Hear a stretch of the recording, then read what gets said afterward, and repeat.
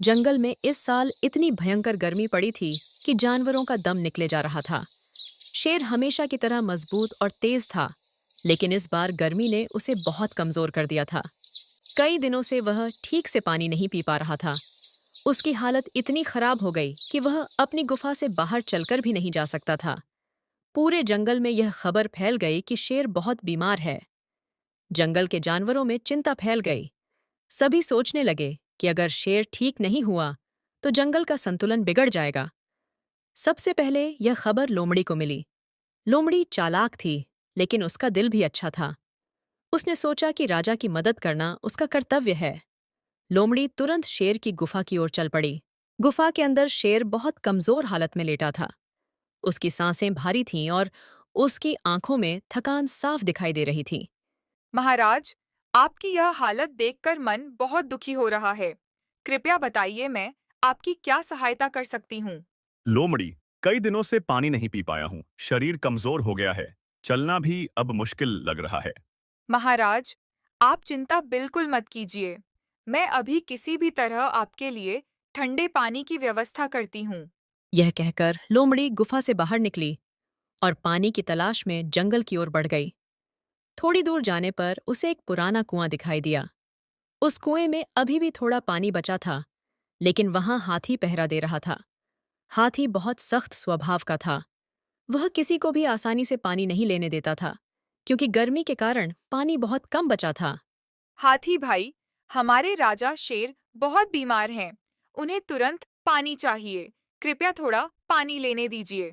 लोमड़ी, मैं बिना सोचे पानी नहीं दे सकता। सभी जानवर प्यासे हैं।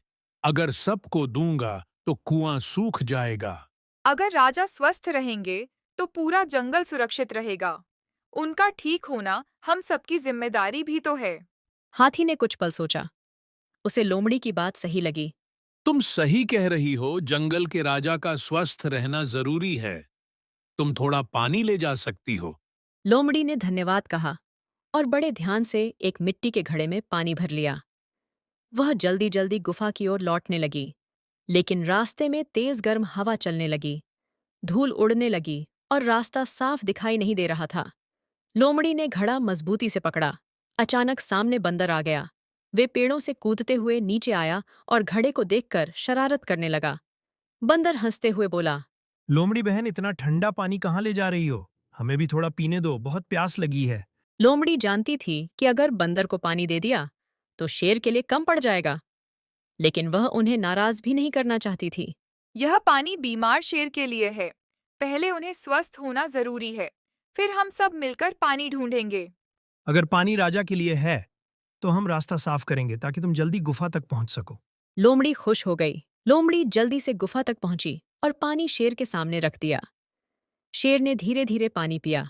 उसके चेहरे पर थोड़ी राहत दिखाई दी। लोमड़ी, तुमने बहुत बड़ा उपकार किया है। तुम्हारी समझदारी और मेहनत ने मुझे राहत दी है। महाराज, आपका स्वस्थ रहना पूरे जंगल की खुशी है। यह तो मेरा छोटा सा कर्तव्य था। उसी समय बाहर से भेड़िया भी गुफा की ओर आ रहा था। उसे भी शेर की बीमारी की खबर मिल चुकी थी। भेड़िया स्वभाव से तेज और साहसी था। उसने सोचा कि वह भी राजा की मदद करेगा। गुफा में पहुंचकर उसने शेर को कमजोर हालत में देखा। महाराज, आपको इस हाल में देखकर मन बेचैन हो गया। बताइए, मैं आपके लिए क्या कर सकता हूँ। भेड़िया, पानी की बहुत जरूरत है। शरीर साथ नहीं दे रहा, लेकिन लोमड़ी अभी कुछ पानी लाई है। भेड़िया ने लोमड़ी की ओर देखा और सिर हिलाया। एक घड़ा काफी नहीं होगा महाराज। मैं पहाड़ी झरने से साफ पानी लेकर आता हूँ। आप निश्चिंत रहिए। भेड़िया, पहाड़ी झरने तक का रास्ता कठिन है। वहाँ भालू पहरा देता है। सावधानी से जाना। राजा के लिए मुश्किल रास्ते भी आसान हो जाते हैं। मैं बिना पानी लिए वापस नहीं लौटूंगा। यह कहकर भेड़िया तेज कदमों से पहाड़ी रास्ते की ओर निकल पड़ा। गर्मी बढ़ती जा रही थी। जमीन तप रही थी, लेकिन भेड़िया रुका नहीं। उसे पता था कि राजा को उसकी जरूरत है। कुछ दूर चलने के बाद उसे पहाड़ी झरने की आवाज सुनाई देने लगी। ठंडे पानी की हल्की धारा अब भी बह रही थी। भेड़िया खुश हुआ, लेकिन जैसे ही वह पास पहुंचा, उसने देखा कि वहां भालू पहरा दे रहा था। भालू मजबूत और गुस्सैल स्वभाव का था। गर्मी के कारण वह भी पानी को लेकर बहुत सतर्क था। भेड़िया धीरे धीरे उसके पास गया। भालू भाई, हमारे राजा शेर बहुत बीमार हैं। उन्हें तुरंत साफ पानी चाहिए। कृपया मुझे थोड़ा पानी लेने दीजिए। भेड़िया, हर कोई यही कहता है, लेकिन पानी बहुत कम बचा है।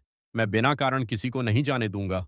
अगर राजा स्वस्थ नहीं रहेंगे तो जंगल में डर और अव्यवस्था फैल जाएगी। उनका ठीक होना हम सबके लिए जरूरी है। भालू कुछ पल चुप रहा। उसे बात सही लगी, लेकिन उसने एक शर्त रखी। ठीक है, अगर तुम मेरे लिए रास्ते में गिरी लकड़ियां हटाने में मदद करोगे तो मैं पानी लेने दूंगा। राजा की सेवा के लिए मैं कोई भी काम करने को तैयार हूँ। चलिए अभी लकड़ियां हटाते हैं। दोनों मिलकर रास्ते की भारी लकड़ियां हटाने लगे। धूप तेज थी, पसीना बह रहा था, लेकिन भेड़िया बिना रुके काम करता रहा। कुछ देर बाद रास्ता साफ हो गया। तुमने सच्ची निष्ठा दिखाई है भेड़िया। अब तुम जितना जरूरी हो उतना पानी ले जा सकते हो। भेड़िया ने धन्यवाद दिया और बड़े ध्यान से एक मजबूत घड़े में ठंडा पानी भर लिया। अब वह जल्दी जल्दी गुफा की ओर लौटने लगा, लेकिन वापसी के रास्ते में एक नई मुश्किल उसका इंतजार कर रही थी। रास्ते के बीच में जंगली सुअरों का झुंड खड़ा था। वे मिट्टी में लौट रहे थे और रास्ता पूरी तरह बंद था। भेड़िया ने विनम्रता से कहा, भाइयों, कृपया थोड़ा रास्ता दे दीजिए। यह पानी बीमार शेर के लिए है। मुझे जल्दी पहुंचना है। हम भी इस गर्मी से परेशान हैं। हमें क्यों रास्ता छोड़ना चाहिए?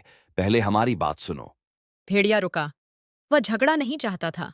बताइए, मैं आपकी क्या मदद कर सकता हूँ, लेकिन कृपया राजा के लिए यह पानी देर मत होने दीजिए। हमारे बच्चों के लिए कीचड़ वाला गड्ढा सूख गया है।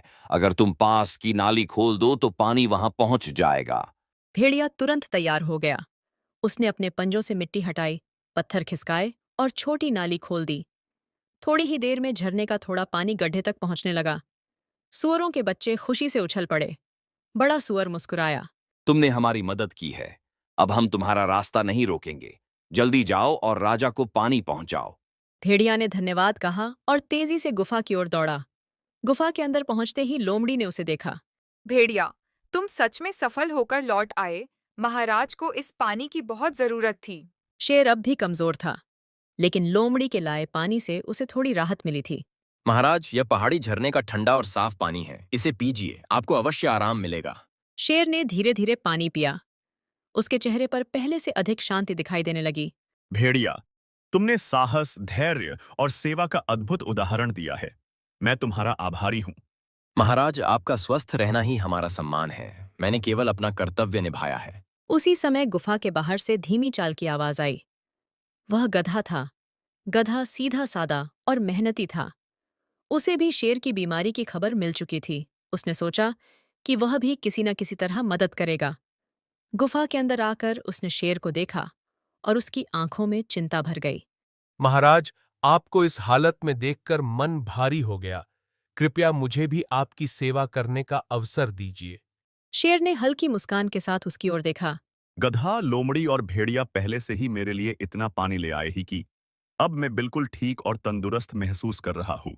लेकिन तुम्हें मेरी फिक्र है, यह जानकर बहुत अच्छा लगा। इतना कहकर चारों गुफा के बाहर आए और जंगल की ओर निकल पड़े।